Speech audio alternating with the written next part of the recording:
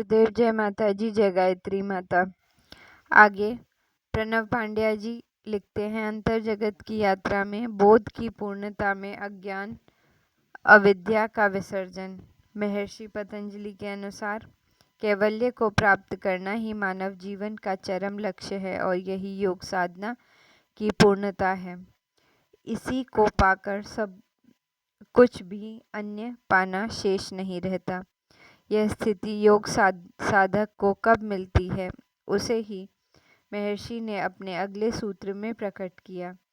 यह सूत्र प्रत्येक जिज्ञासु के लिए महामंत्र है। यह बोध वाक्य है उनके लिए जो अज्ञान के अंधकार को मिटाना चाहते हैं, जो ज्ञान के प्रकाश पूर्ण प्रज्ञालोक में प्रवेश करना चाहते हैं। महर्षि पतंजलि का यह सूत्र ऐसों के लिए प्रवेश द्वार है। उनके लिए यह सच्ची सीख है, यही सच्ची विधि है। युग ऋषि परम पूज्य गुरुदेव इस प्रसंग में एक बड़ा ही मार्मिक वचन कहते हैं। लोग पाना तो ज्ञान चाहते हैं, लेकिन बटोरते हैं अज्ञान को।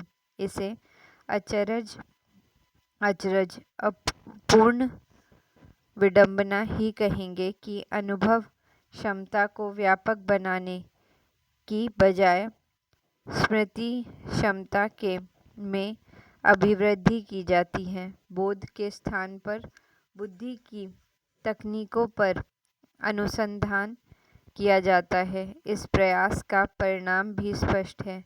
मनुष्य की चेतना दिनों दिन सुप्त होती जा रही है और मनुष्यता प्रतिदिन सुप्त होती जा रही है। गुरुदेव ने अपने समय के धर्मतंत्र में संलोचकों और धार्मिकों का आह्वान करते हुए कहा था, धर्मतंत्र से लोक शिक्षण, धार्मिक क्रियाओं व कर्मकांडों से लोक जागरण, यह सच उनके समय से अब तक पता नहीं किसको कितना समझ में आया, परंतु इसमें विवेक ख्याति को निश्चल और निर्दोष बनाने की संपूर्ण साधना विधि है। गुरुदेव कहते हैं कि धर्म जीवन सार्थक है, साधना पूर्ण है, लेकिन तब जब यह हर पल हर क्षण चेतना के चैतन्य को जगाए, जब यह विचारों व भावों को सकारात्मक सक्रिय करे। धर्म की क्रियाएं, धर्म के कर्मकांड व्यक्ति व समूह में इसी उद्देश्य को पूरा करने के लिए है। यदि इनके माध्यम से यह न किया जा सका तो इन सब का औचित्य एवं अस्तित्व अपनी सार्थकता न सिद्ध कर पाएगा। यह तो सभी सार्थक है जब धर्म की क्रियाएं और धर्म के कर्मकांड करने वाला प्रत्येक व्यक्ति निरंतर और उत्तरोत्तर विवेकख्याति की ओर बढ़े और बढ़ता रहे। विवेकख्याति के संदर्भ में रामकृष्ण लीलामृत में बहुत मीठा प्रसंग है। इसमें कहा गया है कि परमहंस देव साधु व विद्वानों के सत्संग समागम में विशेष अभिरुचि लेते हैं। उनसे मिलने केशव चंद्र सेन, ईश्वर चंद्र जैसे महान विद्वान प्रातः आते हैं। महात्मा विजय कृष्ण गोस्वामी जैसे उच्ची कोटि के साधु उनके दर्शन का अपना सौभाग्य समझते हैं। श्री रामकृष्ण देव अपने वार्ता चर्चा में अध्यात्म दर्शन एवं अनुभूतियों की बड़ी मौलिक एवं गूढ़ बातें जब प्रकट करते तो सभी को परम आश्चर्य होता। वे सभी सोचने लगते कि इन्होंने तो कुछ विशेष पढ़ा लिखा नहीं है, फिर इतने गुण ज्ञान की बातें भला ये कैसे कर पाते हैं। उत्तर में दक्षिणेश्वर के ये संत बस मुस्कुरा देते और मोहक हास्य के साथ कहते, सारा ज्ञान माँ अंदर से ठेलती है। ऐसे ही एक वार्ता प्रसंग में उन्होंने केशवर चंद सेन से कहा था, यथार्थ ज्ञान विवेक ज्ञान है, जो पढ़ने से नहीं बल्कि चित्त शुद्धि से प्राप्त होता है। युगावतार श्री रामकृष्ण देव ने के शिष्य युगाचार्य स्वामी विवेकानंद का शास्त्र अध्ययन, धर्म, दर्शन, साहित्य आदि विज्ञानों का ज्ञान, उनका पांडित्य बहुत परिपक्व व प्रगाढ़ था। भारी भारी क्लेवर वाले ग्रंथों को वे कुछ ही देर में पढ़ और समझ लेते। किशोरावस्था में ही उनकी विद्वता की प्रशंसा विश्व के महान दार्शनिक हर्बर्ट स्पेंसर ने उनका एक लेख पढ़कर की थी। यह लेख एशियाटिक सोसाइटी के जर्नल में प्रकाशित हुआ था। पढ़ना स्वामी जी की ऐसी आदत थी कि जब भी उन्हें समय मिलता कुछ न कुछ पढ़ा करते थे, परंतु जब से उनकी साधना सघन हुई, पढ़ना बौद्धिक ज्ञान का अर्जन उनके लिए व्यर्थ होने लगा। वह अवसर पर परमहंस देव ने उनसे पूछा, नरेन, इतनी सारी किताबें पढ़कर तुझे कैसा लगता है? उत्तर में स्वामी जी ने उन्हें दोनों हाथ जोड़कर प्रणाम किया और बोले, ठाकुर, आपकी कृपा से मुझे अब सच समझ में आ गया है। इतनी ढेर किताबें पढ़कर मुझे यह लगने लगा है कि अब मुझे कोई ऐसी गोली मिल जाए जिसे खाकर मैं वह सब भूल सकूं जो मैंने पढ़ रखा है, क्योंकि पढ़ने से बहुत सारी जानकारियाँ एकत्र की जा सकती हैं, ज्ञान नहीं, क्योंकि ज्ञान तो ध्यान का सुफल है। निष्काम कर्मयोग व्यक्ति को ध्यान के लिए सुपात्र बनाता है और ध्यान से उसे ज्ञान होता है। जीवन के अंतिम वर्षों में स्वामी जी अपने शिष्यों से कहा करते थे कि यदि पुनः मेरा बचपन वापस लौटे, फिर से मुझे पढ़ना पड़े, तो मैं पढ़ने के स्थान पर एकाग्रता का अभ्यास सीखूंगा। इस एकाग्रता से ध्यान और इस ध्यान से ज्ञान, क्योंकि ज्ञान के लिए आवश्यक चित्त शुद्धि। चित्त ज्यों ज्यों निश्चल और निर्दोष होता जाता है, सदनुरूप उसमें विवेक ज्ञान प्रकट होता है, व्यापक होता है। इसी के साथ दूर होती है जीव की भ्रांतियाँ, भटकाव और अज्ञान का अंधेरा। जिसे यह विवेक ज्ञान मिला, उसके जीवन के सभी दुख दूर हो जाते हैं, क्योंकि विवेक ज्ञान ही तो हानोपाय है। संबोधित शिखर के 7 चरण। महर्षि पतंजलि के शब्दों में, योग साधक के चित्त में जैसे जैसे विवेक ज्ञान का उदय होता जाएगा, वैसे वैसे उसकी प्रज्ञा प्रखर, प्रकाशित व प्रभावपूर्ण होती जाएगी। यह विवेक ज्ञान ही हान का उपाय है। इसके प्रतिष्ठित होने पर साधक के चित्त में प्रज्ञा के विविध आयाम प्रकट होते हैं। योग ऋषि पतंजलि के इस महत्वपूर्ण सूत्र में गहरे मर्म संजोए हैं। उनका कहना है, आध्यात्मिक विकास जीवन में मर्मिक रूप से उत्तरोत्तर आता है। एक एक पर्वत शिखर को पार करके ही सर्वोच्च शिखर पर पहुंचा जा सकता है। उनका कहना है कि आध्यात्मिक जीवन की परमोच्च अवस्था को 7 चरणों में पाया जा सकता है। इसमें घबराने की, चिंतित होने की कोई बात नहीं है। भगवान योगेश्वर श्री कृष्ण भी श्रीमद् भगवद गीता में कुछ ऐसा ही कहते हैं। उनके जन्म सिद्धांतों याति पराम गतिम, पहले अनेक जन्मों की साधना, तब जाकर परम गति, जिन्हें इस जीवन में हम आध्यात्मिक जीवन के परमोच्च शिखर पर देखते हैं, उनके पीछे विगत के कई जन्मों की साधना का इतिहास जुड़ा हुआ है। जिन घटनाओं को हम अचानक होता हुआ देखते हैं, दरअसल उनकी पृष्ठभूमि में भी एक सुदीर्घ अंतर्क्रिया चल रही होती है। क्रमिक विकास की सतत एवं अविराम प्रक्रिया ही अचानक घटित होने वाली घटनाओं का कारण बनती है। संबोधि की प्रज्ञा की उच्चतर अवस्था के साथ भी क्रम विकास के 7 चरणों की कथा जुड़ी है। इस 7 की संख्या का जीवन का की अदृश्य संरचना में भारी महत्व है। विवाह के समय की सप्तपदी, फिर 7 जन्मों का साथ, इसके अलावा सप्तलोक, 7 चक्र, फिर वेदांत में कही गई ज्ञान की सप्त भूमियाँ। इसके बाद योग सूत्र व शास्त्र के महान रचनाकार महर्षि पतंजलि ने प्रज्ञा की 7 अवस्थाओं की चर्चा की है। यदि सूक्ष्मता के विचार करें तो ये 7 अवस्थाएं हठयोग के 7 चक्रों के विकास से और वेदांत की सप्तभूमियों पर आरोहण से संबंध रखती हैं।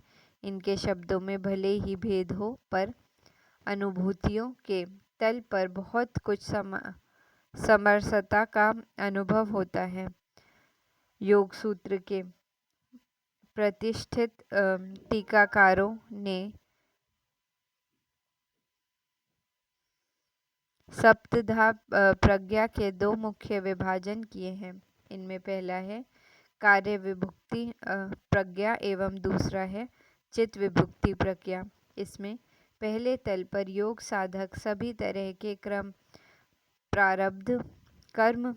प्रारब्ध व संचित से साथ ही क्रियामाण कर्तव्यों से मुक्त हो जाता है। दूसरी अवस्था में योग का उच्च आयाम प्रकट होता है। इस अवस्था में सभी तरह के कर्म संस्कारों को स्वयं में समेटने वाले चित्त का ही विसर्जन हो जाता है।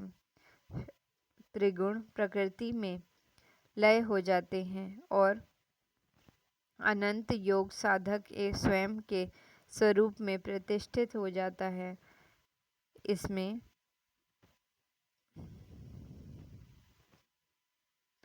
प्रथम विभाग के अंतर्गत 4 अवस्थाएं आती हैं, जबकि द्वितीय विभाग के अंतर्गत 3 अवस्थाओं का बोध होता है। इस तरह सप्तधा प्रज्ञा के प्रथम विभाग कार्य विमुक्ति प्रज्ञा के अंतर्गत ज्ञेय शून्य अवस्था। इस अवस्था में योग साधक के चित्त में विवेक ज्ञान का उदय होता है। इस तल पर वह मुक्त होता है। भ्रांतियां, भ्रमों व भटकावों से उसे जीवन व सृष्टि का सत्य तत्व व यथार्थ का अनुभव होता है। जो कुछ भी जानने योग्य है, इस अवस्था को पाकर वह सब कुछ जान लेता है। हे शून्य अवस्था है। पहली अवस्था में हे को जानने के बाद इस अवस्था में वह सभी क्लेशों से अंतिम छुटकारा पा लेता है। अभिनिवेश, राग, द्वेष, असीमितता व अविद्या की गांठें यहाँ खुल जाती हैं। इस क्लेशों से निर्वृत्त होता है। महर्षि व्यास ने अपने योग भाष्य में इसके लिए कहा है, क्षीण हे हेत्यो सभी हे हेतु यहाँ विनष्ट हो जाते हैं। इसके बाद संपदा प्रज्ञा की प्राप्य अवस्था है। इस अवस्था में योग साधक को पूर्ण ज्ञान की प्राप्ति हो जाती है। सर्वोच्च समाधि में उपजने वाला ज्ञान उसकी सभी जिज्ञासाओं को शांत कर देता है। तत्पश्चात चिकीर्षा शून्य अवस्था है।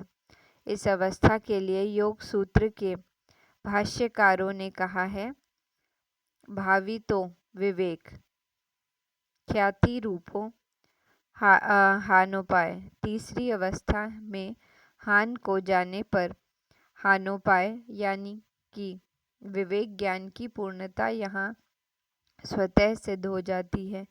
इसी के साथ साधक के सभी कार्य, कर्म व कर्तव्य पूर्ण हो जाते हैं। इस अवस्था के बाद प्रज्ञा का द्वितीय विभाग चित्त की विमुक्ति प्रज्ञा का कर्म प्रकट होता है। इसके अंतर्गत 3 अवस्था हैं, जिसमें कि पहली अवस्था सप्तधा प्रज्ञा के क्रम में 5वीं अवस्था है चित्त सत्व कृतार्थता।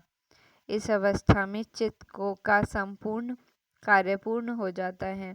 यहाँ योग साधक योग एवं अपवर्ग के संपूर्ण सच का अनुभव कर लेता है। इसके बाद इस क्रम में दूसरा, जबकि संपदा क्रम में गुण लीनता है। इस अवस्था में योग साधक तीनों गुणों को प्रकृति में विलीन होते हुए अनुभव करता है। यहाँ पर प्रकृति के सभी पाशों से पुरुष मुक्त हो जाता है। और इसके बाद इस क्रम में तीसरी, जबकि स्पदा प्रज्ञा के क्रम में 7वीं अवस्था आत्मस्थिति है। इस भूमि में योग साधक संपूर्णता युक्त व केवल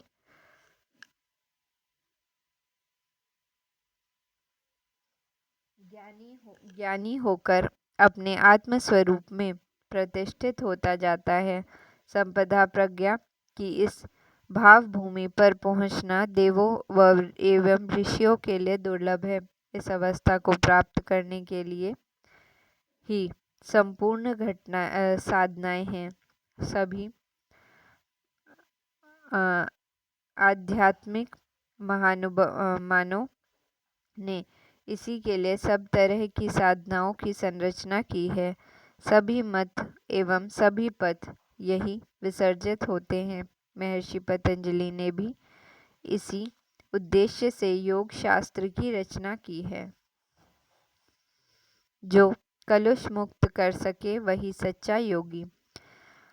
अब तक यह स्पष्ट है कि यह प्रज्ञा दरअसल चित्त शुद्धि का प्रकाश है। जो चित्त शुद्धि के लिए प्रयास करता है उसी को प्रखर प्रज्ञा का प्रसाद मिल पाता है। पिछले अध्याय में वर्णित प्रज्ञा की 7 अवस्थाएं चित्त शुद्धि के उत्तरोत्तर विकास होने के परिणाम हैं। इसे पाने के लिए ही साधकों को कठिन साधना श्रम करना पड़ता है। इसी के लिए योगी जन सतत योगाभ्यास करते हैं। योग ऋषि पतंजलि ने अपने अगले सूत्र योग सूत्र में इसी सत्य को संकेत दिया है। इसमें वह कहते हैं, महर्षि पतंजलि अपने इस सूत्र में योग के मर्म को उजागर करते हैं। इसके अंत सत्य को प्रकाशित करते हैं। इस सूत्र पर थोड़ा गहरे में विचार करें तो वे अनेकों भ्रांतियां दूर करते होती हैं जो योग के बारे में फैली हुई हैं। कई लोगों का मानना है कि योग से बीमारियां दूर होती हैं। उसके मत से योग एक स्वास्थ्यवर्धक प्रक्रिया है। कुछ लोगों का मानना है कि योग एक चमत्कारी क्रिया है। इससे अनगिनत सिद्धियां व विभूतियां मिलती हैं, जिससे कई असंभव कार्य संभव किए जा सकते हैं। यही नहीं, योग से कुछ विचित्र, विलक्षण एवं आश्चर्यजनक क्रिया की जा सकती है। ऐसे लोगों से महर्षि पतंजलि का कहना है कि अपनी भ्रांतियां धारणाएं छोड़ें और योग के मर्म को, इसके अंत सत्य को जान लो। योग है अशुद्धि क्षय के लिए। योग का अंतिम परिणाम पवित्रता है। योग के प्रयोगों से जैसे अशुद्धि का नाश होता है, वैसे वैसे पवित्रता विकसित होती और बढ़ती जाती है। इस पवित्रता के अनुरूप ही विकसित होती है योग साधक की प्रज्ञा। जागृत होता है उसका अंत अंतर्विवेक। महर्षि जब अशुद्धिशय की बात करते हैं तो वह बात बताते हैं कि तुम अपने लिए कुछ नया नहीं करना है, कोई नई उपलब्धि अर्जित नहीं करनी है, बल्कि वह कचरा, वह कीचड़, वह कलुष निकाल फेंकना है जो अब तक जानबूझकर या फिर अनजाने में इकट्ठा किया है। महर्षि अपने सूत्र में अपरिग्रह का संदेश देते हैं। उनके इस अपरिग्रह का मतलब है संचय का त्याग, क्योंकि जो संचय किया गया है या फिर जो संचय हो रहा है अथवा जो कुछ भविष्य में संचय होगा, उसे केवल आत्मा का प्रकाश अवरुद्ध होगा, उससे कहीं न कहीं विवेक ख्याति में बांधा जाएगा। दरअसल संचय की सोच ही अविवेक में जन्मती है। जो जीवन के सत्य को जानते हैं, जिन्हें काल चक्र की गति का ज्ञान है, जिन्हें प्रकृति में पल पल हो रहे परिवर्तन क्रम का पता है, वे संचय के बारे में सोच ही नहीं सकते, क्योंकि प्रवाह को रोका नहीं जा सकता, बयार को बांधा नहीं जा सकता। संचय की सोच ही अर्थहीन है, क्योंकि यहाँ तो काल ही कर्मानुसार व्यक्तियों, वस्तुओं व परिस्थितियों को बटोरता और बिखेरता है। विवेकवान तो वे हैं जो काल और कर्म का उपयोग चित्त की शुद्धि के नाश के लिए करते हैं। वे ऐसा न करके बाल चपलता व चंचलता वश अपने जीवन के समय को मिट्टी में घरौंदे बनाने में खपाते हैं। उन्हें बस पछताना पड़ता है। यहाँ तो प्रत्येक कर्म इसी रीति से करना चाहिए कि आंतरिक एवं बाहरी जीवन की अशुद्धियाँ धुल जाएं। जो कुछ भी जन्मों से संचित किया गया है वह सब का सब मिट जाए। संचय का सारा कोष निश्चित काल सीमा में समाप्त हो जाए। बचे तो बस केवल प्रकाशित पवित्रता। साधक एवं योगी इस ओर जितना बढ़ते हैं, समझो वे उतने ही तत्पर चल पड़ते हैं। अन्यथा योग साधना के नाम पर वे सब केवल आडंबर का बोझ ढोए हैं। योग ऋषि परम पूज्य गुरुदेव यदा कदा अपनी आध्यात्मिक वार्ताओं में हिमालय यात्रा के प्रसंगों का जिक्र किया करते थे। इन्हीं प्रसंगों में एक रोचक घटना का स्मरण हो रहा है। एक हिमालय यात्रा में उन्हें हिमालय के अति दुर्गम क्षेत्र में एक योगी से मुलाकात हुई। ये योगी महाराज गुरुदेव से वर्षों पहले अखंड ज्योति संस्थान मथुरा में मिल चुके थे। इस मुलाकात में उन्होंने गुरुदेव से कुछ विलक्षण योग सिखाने का आग्रह किया। उनके इस आग्रह पर पूज्य गुरुदेव ने उनसे कहा था, गायत्री साधना करते हुए लोक सेवा करो, सब कुछ अपने आप हो जाएगा। परंतु उन्हें तो किसी चमत्कारी योग विधि की तलाश थी। हिमालय में यहाँ उनसे मिलकर पूज्य गुरुदेव को अतीत का यह प्रसंग ध्यान हो आया और उन्होंने उनसे पूछा, कैसी चल रही है तुम्हारी योग साधना? उत्तर में वह योगी महाराज बच्चों की तरह फूट फूट कर रो पड़े और कहने लगे, मेरा तो पतन हो चुका है, मेरी साधना नष्ट हो गई है। गुरुदेव के आश्वस्त करने पर उन्हें अपनी पूरी कथा सुनाई। वह बोले, मैं आपसे मिलने के बाद सीधा हिमालय आ गया। यहाँ मेरी भेंट एक चमत्कारी साधु से हुई। उन्होंने मुझे अप्सरा साधना और गंधर्व विद्या सिखाई, जिससे मेरे संबंध अप्सराओं और गंधर्वों से हो गए। प्रारंभ में मुझे यह सब बहुत अच्छा लगा। इन्हें तनिक सा भी स्मरण करो तो ये प्रकट हो जाते देते हैं।